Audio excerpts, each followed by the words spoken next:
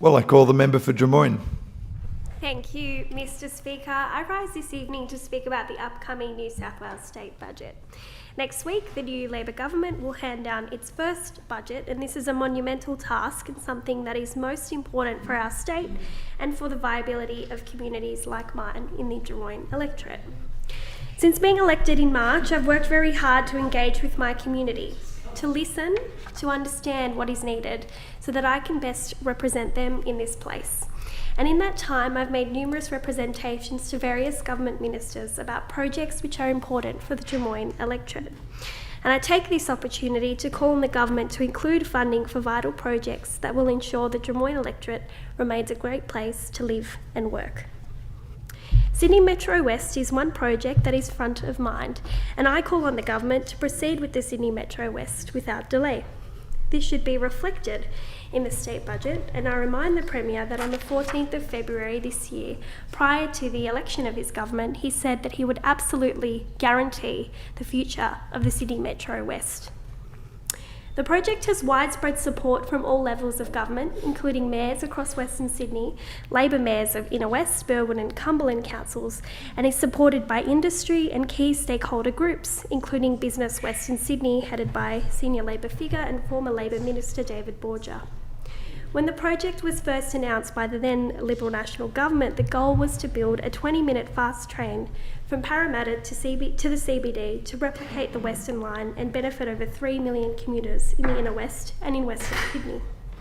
There are 3 promised stations in the Drummoyne Electorate at 5 Dock, Burwood North, or as locals like to call it Concord Oval, which should be called Concord Oval, and North Strathfield.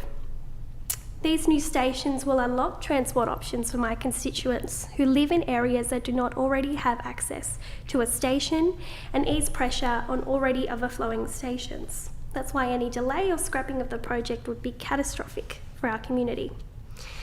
And Mr. Speaker, I remind the House that when last in government, the Labor Party spent $500 million on the Rozelle Metro without even laying a track, and this cannot happen again. I'm calling on the government to commit to continue funding the Sydney Metro West project as significant construction work is already underway. This fact must be reflected in the budget being handed down in this House next week.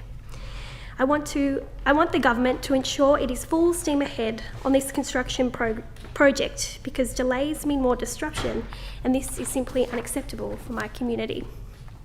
Mr. Speaker, I've been working hard to ensure the Concord High School upgrade, which was promised and funded by the previous government, remains a top priority for the Minns government, and I call on the government to commit to funding Concord High School in the budget.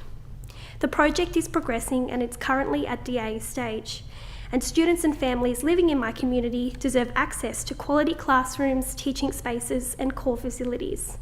The final business case has been submitted to New South Wales Treasury for approval, and I call on the Treasurer, in fact I plead for the Treasurer, to fund this much needed upgrade to Concord High School.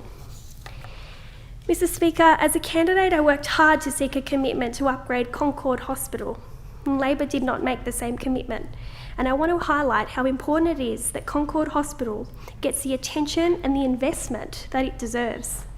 Under Labor, the Drummoyne Electorate was neglected for 49 years, and it took a Liberal government to finally upgrade the hospital.